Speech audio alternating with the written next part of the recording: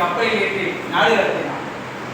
அவன் உலகிற்கு அளித்த கொடைகளோ ஏராளம். ஏனென்றால் அவன் கொடைக்கு எப்பொழுதுமே தாராளம். அப்படிப்பட்ட தமிழ் பேரினத்தின் உறவுகளுக்கும் என் இனத்தில் இணைந்த இணை உறவுகளுக்கும் என்னுடைய முதற்கண் வணக்கம்.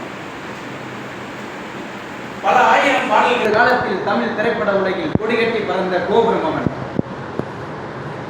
காலத்தால் அழியாத காவியங்களை தந்த சிகரம் அவன். என்னை கவர்ந்த மனிதன் அல்ல, மாமனிதன். என் தாத்தன் பட்டுக்கோட்டை கல்யாண சுந்தரத்தை பற்றி சில வரிகளை சில நிமிடங்களில் சிரமங்களின்றி சிந்திச் செல்கிறேன். ஏனென்றால் அவனது குறுகிய கால வாழ்வு என்னை விரிவாக கவர்ந்துள்ளது. அதற்காகவே நான் வெறும் பரிசுக்காகவோ போட்டிக்காகவோ இவ்விடம் வரவில்லை. அவனை பற்றி பேச வேண்டும். அதற்காகத்தான். குட்டியாடு தப்பி வந்தால் குள்ளநரிக்கு சொந்தம், குள்ளநரி மாட்டிக்கிட்ட குறவனுக்கு சொந்தம், கட்டுக்கட்ட மனிதன்களில் பட்டதெல்லாம் சொந்தம், சட்டப்படி பார்க்க போனால் 8 அடி தான் சொந்தம். உனக்கு எது சொந்தம், எனக்கு எது சொந்தம், உலகத்தில் எதுதான் சொந்தமடா என பாடிய என் தாத்தன் பாட்டன் அருணாச்சலத்திற்கும் பாட்டி விசாலாட்சிக்கும் 1930ஆம் ஆண்டு செங்கம்படுத்தான் காடு என்ற சிற்றூரில் ஏப்ரல் 13ஆம் தேதி விதித்தான். இது சுவாரஸ்யம் என்னவென்றால், அதுவரை ஊமையாக இருந்த தமிழ் சினிமா என் தாத்தனின் பிறப்பிற்கடுத்தை பேசத் தொடங்கியது. 2ஆம் வகுப்பு வரை மட்டுமே படித்த என் தாத்தன் 20ஆம் நூற்றாண்டில் அழியாத காவியங்களை தந்துள்ளார். அதுவரை தமிழ் சினிமா என்பது ஒன்று காதலின் களியாட்டம் அல்லது பக்தியின் கொண்டாட்டம் என்றிருந்தது. இல்லை இல்லை, அது உழைக்கும் மக்களின் போராட்டம் என்று எடுத்து காட்டியவன் என் தாத்தன். ஒரு கவிஞனுக்குள் பொது உடைமை என்னும் புரட்சி புயல் புகுந்தால் அவன் எப்படியெல்லாம் பரிணாமப்படுவான் என்பதற்கு என் தாத்தனின் பாடல்களை எடுத்துக்காட்டு. மனிதனாக வாழ்ந்திட வேண்டும் மனதில் வையடா, வளர்ந்து வரும் உலகத்திற்கே நீ வலது கையடா தம்பி, வலது கையடா, தனியுடைமை கொடுமைகள் தீர ஒன்று செய்யடா, தானா எல்லாம் மாறும் என்பது பழைய பொய்யடா தம்பி, பழைய பொய்யடா என தனது கொள்கையை, தனது உறுதிப்பாட்டை, தனது பொது உடைமையை பாமர மக்களுக்கு பரிமாறியவர். அப்பேற்பட்ட பாமர பாவலன் 1954ஆம் ஆண்டே திரைப்பட பாடல்கள் வந்துவிட்டார். அதுவரை தமிழ் சினிமா கேட்டிராத தொழில் உழைக்கும் மக்களின் முரட்டு மொழியில் திடீரென்று வந்து மிரட்டியது அவன் பாடல்கள்.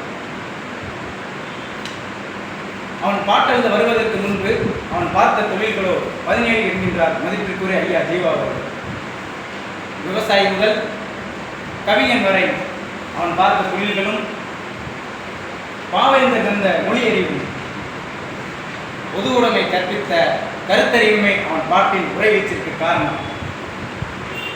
உழைக்கும் மக்களிடம் வியர்வையாகவும் இரத்தமாகவும் ஒழுகிய புரட்சி என் தாத்தனிடம் தமிழாக ஒழுகியது. யாரு மேல கீறினாலும் இரத்தம் ஒன்று தானே, ஆக மொத்தம் பிறந்ததெல்லாம் 10ஆம் மாதம் தானே என தனது பொது உடைமை கருத்தை உரைக்க கூறினான். பிறப்புக்கும் எல்லா உயிருக்கும் என்றதற்கு புது தொன்மொழியில் புது வரிகளை கொடுத்துள்ளான். உண்மையை சொன்னால் நாத்தியனா என பாடிய சிறுவனை சித்தாந்த கவிஞனாக்கியது பொது உடைமை. தூங்காதே தம்பி தூங்காதே, திருடாதே பாப்பா திருடாதே, சின்ன பையில சேதி கேளடா, குறுக்கு வழியில் வாழ்வு தேடிடும் குருட்டு உலகமடா தம்பி, குருட்டு உலகமடா, மனிதன் பிறக்கும் போது பிறந்த குணம் போக போக மாறுது என தனது வரிகளின் மூலம் ஒரு நடிகனாக அறியப்பட்ட புரட்சி தலைவர் எம்ஜிஆர் அவர்களை ஒரு பொது உடைமைவாதியாகவும் புரட்சிவாதியாகவும் மக்கள் நடிகராக மாற்றிய பெருமை என் தாத்தனுடையது. அதனால் ஒரு முறை எம்ஜிஆர் அவர்கள் தனது நாற்காலியில் அமரும் பொழுது, என்னுடைய நாற்காலியின் 4 கால்களில் ஒன்று பட்டுக்கோட்டையாருடையது என்றார். அவர் காதல் பாடல்களையும் மிச்சம் வைக்கவில்லை, அவற்றிலும் உழைப்பு மொழிகளை விருத்தியே விட்டார். காவேரிக்கர ஓரத்தில் கால்வதுங்கு ஈரத்தில் காலையில் நான் வரேன் கலப்பை கொண்டுக்கிட்டு, கட்டளைக்கு நீ வருவ விதையை கொண்டுக்கிட்டு என அவன் பாடல்களில் அலங்காரம் அதிகம் இல்லை, மிகு புனைவும் இல்லை, ஆனால் உழைப்பு மொழி இருந்தது. நீ மீண்டும் தோன்றிய பாரதியடா என ஜீவனானந்தாலும், எனது வலதுகை என பாவேந்தராமன், அவர் கோட்டை நான் பேட்டை என பகுத்தறிவு கவிராய உடுமை நாராயண கவியால் புகழப்பட்ட என் தாத்தன் மக்கள் கவிஞர் பட்டுக்கோட்டை அவர்கள் 1959ஆம் ஆண்டு அக்டோபர் 8ஆம் நாள் வெறும் 29 வயதில் மண்ணை விட்டும் அவருக்கு உடலை விட்டும் மட்டுமே மறைந்தார். எங்களின் மனதில் காவியமாகவும் அவரது பாடல்களில் ஓவியமாகவும் இன்னும் வாழ்ந்து கொண்டேதான் இருக்கின்றார். நான் அவரை அவன் என்று சொல்வதால் சிலர் ஆதங்கப்பட வேண்டாம். ஏனென்றால் அவன் என் தாத்தன், நான் அவனது உருத்தான உரிமையான பேரன் என்பதை இந்த வாய்ப்பை அளித்த ஐயா அவர்களுக்கும் நமது தேர்வாணைய உறவு அனைவர்களுக்கும் நன்றியை கூறி விடைபெறுகிறேன். தமிழ் வாழ்க, தமிழினம் வாழ்க, என் இனத்தின்